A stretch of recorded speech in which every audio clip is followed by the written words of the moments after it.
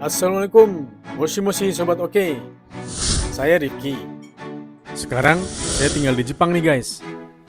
Sobat oke, di video kali ini saya akan bahas tentang ikan khas di Jepang nih guys. Namanya ikan bluegill. Nah, ikan bluegill ini banyak banget kita jumpai di sungai dan danau di Jepang, yang saya biasanya sering pancing guys di sungai-sungai di Jepang.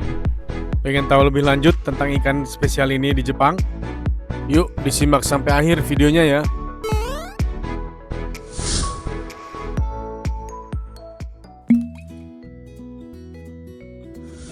Sobat oke, di video kali ini saya mau berbagi informasi ya tentang ikan yang ada di Jepang nih. Biasanya saya sering dapat ikan ini nih di danau atau di sungai-sungai yang kalinya dangkal ya. Nama ikannya bluegill. Ikan bluegill ini sangat mudah dipancing ya. Jenis metode pancingannya banyak bermacam-macam. Bisa pakai joran biasa, bisa pakai joran tegek. Terus umpannya juga gampang ya. Ikan bluegill ini makan segala. Makan umpan pelet, bisa makan umpan cacing, bisa makan umpan serangga, dan macam-macam. Pokoknya ikan bluegill ini gampang dipancing. Nah, sedikit bercerita tentang ikan bluegill. Ikan bluegill ini bukan asli ikan Jepang ya. Ikan bluegill ini asal-aslinya tuh natif dari Amerika ya. Ikan bluegill ini ternyata pertama kali diperkenalkan di Jepang tahun 1960. Itu pertama kali dihadiahkan kepada Kaisar Jepang dari kerajaan Inggris ya, waktu kerajaan Inggris tuh sedang berkunjung ke Jepang. Salah satu bawaan hadiah dari Raja Inggris itu ikan bluegill. Nah, sejak dihadiahkan kepada Kaisar Jepang itu, mulai ya ikan bluegill itu berkembang pesat di Jepang. Kenapa ya? Mungkin karena Kaisar Jepang ini melihara ikan bluegillnya waktu itu di danau. Ikan bluegill ini gampang berkembang biak. Akhirnya dari danau, waktu hujan mungkin danaunya meluap, menyebar ke sungai. Dan akhirnya banyak sekali kita temukan ikan bluegill nih di sungai-sungai di Jepang atau di danau-danau di Jepang ya. Nah, ikan bluegill ini cukup populer nih buat pencinta microfishing ya. Karena ikan bluegill yang kecil itu sangat mudah kita pancing ya. Umpannya juga gampang karena ikan bluegill ini omnivora, pemakan segala. Selain gampang untuk didapetin, ikan bluegill juga cantik loh. Ini bisa dilihat ya. Tapi ternyata setelah saya cek, Nah, ini ikan bluegill. emang sejenis ikan lohan sih. Bisa Tapi dilihat bentuknya mungkin mirip ikan lohan yang sering kita kenal di Indonesia ya, tapi bukan ikan lohan. Ikan bluegill ini dalam bahasa Latin namanya ikan Lepomis macrochirus. Di Amerika sering disebut sebagai sunnyfish atau panfish. Kenapa dinamakan panfish? Karena kebiasaan orang-orang di Amerika atau di Eropa, kalau mereka dapat ikan bluegill, mereka masaknya pakai pan, dan bentuk ikan bluegill ini kan bulat ya, atau sedikit lonjong. Itu pas banget untuk masuk di pan atau di wajan mereka ya. Makanya sering dinamakan panfish sama orang-orang Amerika.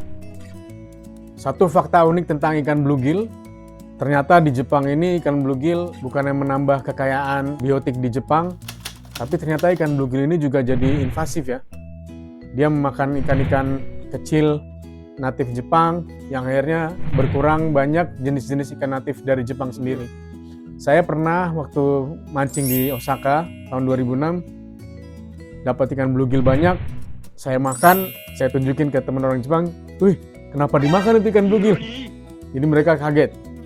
Ternyata mereka tuh nggak makan ikan-ikan yang hidupnya di air yang kurang bersih ya. Jadi ikan bluegill ini kan kebanyakan di danau yang agak keruh atau sungai-sungai dangkal yang agak keruh. Jadi mereka kalau untuk makan ikan bluegill ini, khususnya ikan-ikan dari sungai ya, agak kurang bagaimana gitu. Bagi mereka takutnya ada bakteri-bakteri yang nggak mengalir gitu di dalam air yang kotor itu. Nah, satu lagi yang unik tentang ikan bluegill ini ya, warnanya, lihat, bagus kan? Memang sekilas mirip ikan lohan ya, cuman nggak ada kepala yang jendol tuh, tapi lebih polos gitu kepalanya. Nah, kenapa dinamakan ikan bluegill? Banyak ikan bluegill yang asli dari Amerika itu bagian belakangnya ini dekat buntut ini sama bagian atas dan badannya strip bawahnya ini warna biru biasanya. Tapi kebanyakan yang saya tangkap di Jepang itu warna biru jarang sekali ya. Yang saya temukan malah mungkin agak kekuning-kuningan, merah-merahan gitu. Mungkin ada juga yang bagian warna birunya di bagian atas, tapi nggak sebiru yang mungkin natif asli dari Amerikanya ya. Itu juga mungkin proses adaptasi mereka. Mereka lambat laun berevolusi dengan lingkungan di Jepang, warnanya pun berubah ya. Nah, saya paling suka kalau microfishing ikan bluegill itu selain tarikannya mantul, setelah kita dapat ini, wow, cakep banget ya. Coba lihat nih. Kalau ditaruh di akuarium kecil ya, biasanya saya kalau mancing microfishing bawa akuarium kecil, langsung saya masukin, saya nikmatin gitu nih. Cakep banget deh pokoknya. Lihat tuh warnanya. Bagus kan? Keren guys. Nah, ikan bluegill ini mereka hidupnya juga berkelompok ya. Tapi setelah dewasa dan siap untuk berkembang biak, mencari pasangannya, mulai mereka menjaga teritori ya. Bisa dilihat di video ini, ikan bluegill ini sedang membuat sarang. Nah, setelah mereka membuat sarang, mereka akan menarik perhatian betinanya. Seandainya ada betina yang datang, lihat ya. Di sini ada sarang mereka. Telur-telurnya akan ditaruh di sekitaran di bawah sarang yang sudah dibuat oleh jantannya. Dan biasanya kalau sudah musim kawin, ikan bluegill ini sudah ada telurnya. Itu sangat agresif ya dengan teritorinya. Ikan bluegill ini cenderung akan menjaga teritorinya, menjaga telur-telurnya sampai menetas. Nah, seperti halnya ikan-ikan di negara 4 musim, ikan bluegill juga berkembang biak dan sangat aktif di musim panas ya. Mulai dari spring sampai musim panas, mereka biasanya mulai aktif dan berkembang biak. Nah, seperti pada umumnya ikan-ikan di negara 4 musim, setelah musim dingin tiba, mereka akan masuk ke dalam lumpur untuk mencari kehangatan ya. Nah, buat kalian yang pecinta microfishing, sangat dianjurkan kalau dapat ikan ini dibawa pulang, dipelihara di akuarium ya, jangan dikembangbiakan di alam. Nah, cuman sayangnya ikan bluegill ini cepat besar ya. Dari kecil sampai ukuran bluegill itu rata-rata bisa berkembang sampai 20 sampai 25 cm.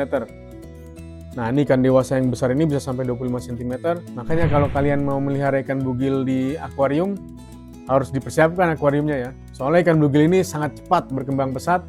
Jadi untuk akuarium kecil seperti punya saya di sini, ya mungkin cuma 2 bulan 3 bulan aja kita bisa pelihara di akuarium ini. Setelah itu jangan dirilis ya, goreng aja, bisa dinikmatin karena ikan bluegill ini invasif. Sebaiknya kalau sudah ditangkap langsung aja kita goreng atau kita pelihara ya. Sebetulnya tidak ada yang istimewa dari siklus hidup ikan bluegill ini, hampir sama pada umumnya ikan-ikan air tawar ya.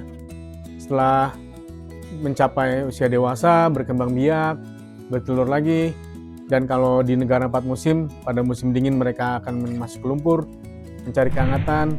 Di musim spring, mereka keluar lagi. Mereka keluar lagi, aktif, mulai mencari makanan ya, dan berkembang biak.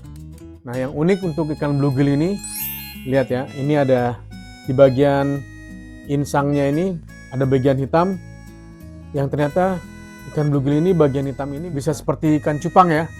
Jadi bisa kayak ngedok gitu, untuk melindungi teritori khususnya. Pada saat mereka mulai berkembang biak, mereka menjaga telurnya, dan kalau didekati atau ada ancaman yang mendekati mereka, kayak ikan cupang dia bisa ngedok gitu. Ini uniknya ikan bluegill dibanding ikan-ikan sejenis yang lain ya, kayak ikan nila, ikan lohan, atau mereka bisa sebut juga ikan sunnyfish. Oke sobat oke, mungkin cukup sekian dulu video kali ini ya. Semoga video kali ini bermanfaat untuk teman-teman sekalian. Teman-teman mendapat informasi baru hari ini tentang ikan bluegill ini dan cara memancing ikan bluegill. Saya berbagi pengalaman juga. Di video berikutnya saya akan coba bahas lagi jenis-jenis ikan di Jepang yang bisa di microfishing di sungai air tawar atau di danau Jepang.